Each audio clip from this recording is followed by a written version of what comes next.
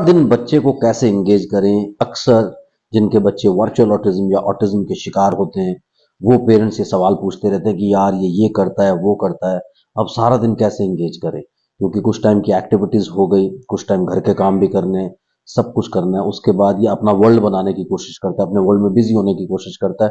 तो क्या करें ऐसा कि सारा दिन हम इसे बिजी रख पाएं। इसके लिए कई लोगों ने कहा कि वीडियो बनाया जाए, तो ये वीडियो आपके सामने है। चैनल को सब्सक्राइब कीजिए, लाइक कीजिए, शेयर कीजिए, पूरी दुनिया में फैला दीजिए। मुझसे कंसल्ट करने के लिए 8168790299 डायल कर सकते हैं। +91 जरूर लगाएं अगर आप इंडिया के बाहर से कॉल करना चाहते हैं या व्हाट्सएप करना चाहते हैं। और अगर टॉपिक पसंद आ गया, फटाफट से लाइक को तो प्रेस कर ही दीजिए, क्योंकि अक्सर मुझे ये अपील आपसे करनी पड़ती है। आप वीडियो देख के निकल जाते हैं, लाइक करना भूल जाते हैं। लेकिन लाइक कीजिए, आगे बढ़ते हैं। कैसे बिजी रखिए इसको, आप 4 कैटेगरीज में डिवाइड कर लो, बहुत इजी रहेगा आपके लिए।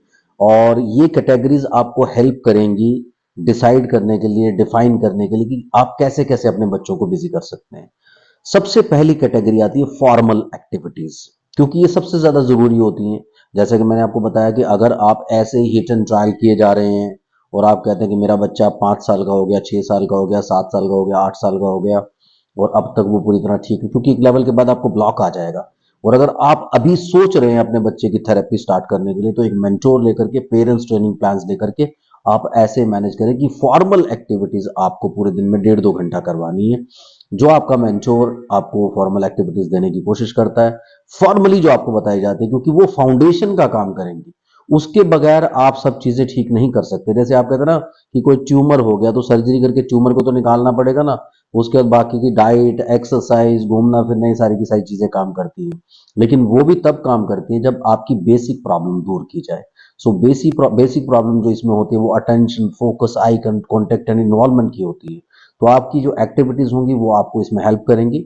उसके बाद बाकी की सारी चीजें आप इजीली मैनेज कर सकते हो। तो फॉर्मल एक्टिविटीज जो आपको दी जाएंगी आपके थेरेपिस्ट द्वारा या फिर आपके मेंटोर से, तो वो सारी की सारी एक्टिविटीज आपको समझ के आगे बढ़ना है उसमें। लेकिन एक चीज आप ध्यान में ये रखिए कि कोई भी फॉर्मल एक्टिविटी जो आपको दी जाती है, एक बार में 15 मिनट से ज्यादा बड़ा सेशन ना रखें। मैंने कई लोगों को देखा 1-1 घंटे का सेशन करते रहते हैं, बच्चे ओवरलोड जाते हैं, सेंसरी ओवरलोड हो जाते हैं, इसलिए बच्चे ढंग से आगे परफॉर्म नहीं कर पाते। 15 मिनट से ज्यादा, आइडियली स्पीकिंग, आप ये करके देखें। आप 1 घंटा कहीं लगाने के बजाय किसी एक्टिविटी पे उसे 15-15 मिनट के लिए 4 बार में डिवाइड कर दें, आपको रिजल्ट बेटर मिलेंगे। तो 15 मिनट से ज्यादा आप एक बार में एक्टिविटी ना करवाएं, कोई भी आपको फॉर्मल एक्टिविटीज दी गई हैं, क्योंकि वो फॉर्मल एक्टिविटीज बच्चों को देख के पहले ही पता चल जाता है कि लो जी अब इन्होंने बिठा लिया, अब ये सब कराएंगे, तो वो आपको कोऑपरेट इजीली नहीं करेंगे। लेकिन 15 मिनट का टाइम ऐसा है कि आप थोड़ा सा जोर जबरदस्ती से भी चीजें करवा सकते हैं और अपने 15 मिनट को कंप्लीट कर सकते हैं। कैसे, बाद में बच्चा खुद ही इंटरेस्ट लेने लगेगा, जब उसको लगेगा कि यार ये ज्यादा देर तो करवाते नहीं, ये चीजें मैं इजिली हैंडल कर सकता हूँ। तो ये हो गई फॉर्मल एक्टिविटीज। उसके बाद आती है इनफॉर्मल एक्टिविटीज। इनफॉर्मल एक्टिविटीज कौन कौन सी होती है? जैसे आप घर में सारा दिन काम करते हैं, वो सारे के सारे कामों में आप अपने बच्चे को अपने साथ रखिए, इन्वॉल्व करिए। पहले आपकी टेंडेंसी ये थी कि जैसे ही आप कोई काम करते थे बच्चे को स्क्रीन, टीवी चला करके दे देते थे, कभी मोबाइल फोन, कभी आईपैड, कभी लैपटॉप, कभी टीवी की स्क्रीन, कि आ तू बैठ करके यहाँ बिजी हो जा, मैं अपने काम में बिजी हो जाता हूँ। तो उससे क्या होता था कि बच्चे अपना वर्ल्ड बना लेते थे, और इसी की वजह से वर्चुअल ऑटिज्म की प्रॉब्लम बच्चों को आ रही थी सबसे ज्यादा। अब आपने क्या किया, जो भी एक्टिविटीज आप घर पे कर रहे हैं ये अपने आप में एक्टिविटीज है, आपको ढूंढने की जरूरत नहीं पड़ेगी आपकी एक्टिविटीज। जैसे आपने कपड़े फोल्ड करने, कपड़ों को कपबोर्ड में रखना है, गार्डनिंग करनी है, पौधों की गुड़ाई करनी है, पौधों में पानी देना है, गमलों में पानी देना है, अपने आप में ये एक्टिविटीज है, आपको एक्टिविटीज ढूंढनी नहीं पड़ी। ये सारी एक्टिविटीज है। उसके साथ आप रोटी बनाने के लिए गए हैं तो आटा आपके हाथ में होता है, आटा दे सकते हैं, आटे की डिफरेंट शेप्स बना सकते हैं। बच्चे के साथ बैठ करके थोड़ा सा टाइम उसको भी दे देते हैं, थोड़ा सा टाइम रोटी भी बना लेते हैं। सब्जी बना रहे हैं कि अभी मुझे पोटैटो दे दो, अभी मुझे टमाटो दे दो, अभी मुझे अनियन दे दो, चलो इसको कट करते हैं। ये सारी की सारी चीजें आपके लिए एक्टिविटीज का ही काम करेंगी। तो ये इनफॉर्मल एक्टिविटीज होती हैं, यानी जो भी चीजें आप घर पे करते चले जा रहे हो उन सब चीजों में आपने बच्चे को इंगेज कर लिया, और इसके लिए आपको सेपरेट एक्टिविटीज ढूंढनी नहीं पड़ी, आपको बैठे बैठे एक्टिविटीज मिल गई हैं। आपको कहीं कोई इतनी बड़ी बड़ी एक्टिविटीज लेने की जरूरत नहीं पड़ी। सोचो कितनी सारी एक्टिविटीज हो जाएंगी। आप तो कितने सारे काम करते हो सुबह से लेकर शाम तक घर पे, ये सारे कामों में इन्वॉल्व कर लीजिए, ये भी अपने आप में एक्टिविटीज जनरेट हो गई। थर्ड पार्ट आ जाता है फिजिकल एक्टिविटीज। फिजिकल एक्टिविटीज में होती है रनिंग, साइकिलिंग, स्विमिंग, स्केटिंग। अपने हिसाब से, अपनी कन्वीनियंस के हिसाब से जो भी एक्टिविटी, एक एक्टिविटी आप आधा घंटा 1 घंटा अपने बच्चे को करवा सकते हैं, वो एक्टिविटी आप जरूर करवाने की कोशिश करें। जैसे मैंने बोला रनिंग, साइकिलिंग, स्विमिंग, स्केटिंग, ये सारी एक्टिविटीज जहां आपकी कंफर्ट हो, क्योंकि आपके घर के आसपास क्या चीजें आपको मिलने वाली हैं मुझे नहीं पता। उन सारी की सारी चीजों में आप देखिए कि कैसे आप उन सब चीजों से आप अपना एक रूटीन बना सकते हैं कि किस चीज में आपका रूटीन बन सकता है। अगर आपकी कुछ ऐसी पॉसिबिलिटी है कि रनिंग, आपके सामने वो बहुत बड़ा ग्राउंड है, आप रनिंग कर सकते हैं अपने बच्चे के साथ, जरूर करिए। अपना भी फिटनेस का ध्यान आपको रखना पड़ेगा, अपने बच्चे की भी। तो वो रनिंग करके आप उसकी काफी सारी एनर्जी बर्न कर सकते हैं, क्योंकि इन बच्चों में एक नॉर्मल बच्चे से 10 टाइम्स ज्यादा एनर्जी होती है और हाइपर एक्टिविटी होती है उसी की वजह से। तो जब आप इस एनर्जी को चैनलाइज कर देते हैं, वो running, cycling, skating and swimming, ये 4 एक्टिविटीज में आपसे बोलने की कोशिश करूंगा।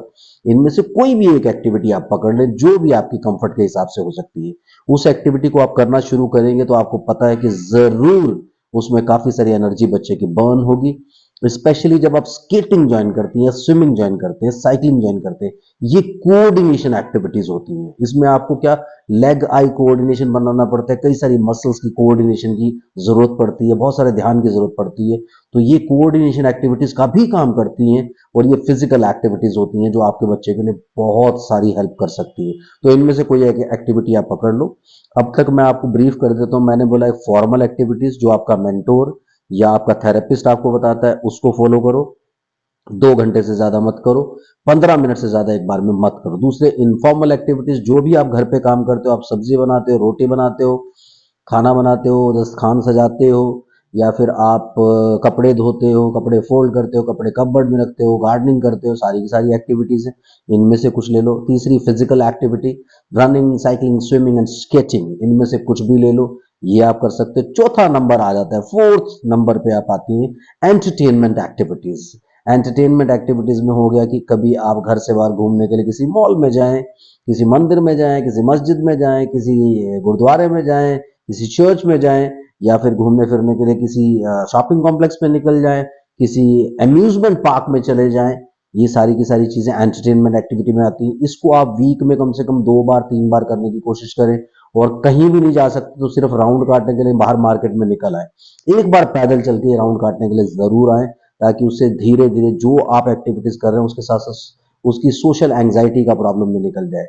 कुछ भी नहीं कर सकते तो एंटरटेनमेंट एक्टिविटी में एक डांसिंग, आधा घंटा म्यूजिक चलाइए, सारा घर सब लोग मिल करके बच्चे के साथ उसे पकड़ के उसके हाथों को कुछ करके उसको टेक्टाइल स्टिमुलेशन देते हुए डांस करिए, पूरे एक्सप्रेशंस के साथ, पूरी मस्ती के साथ।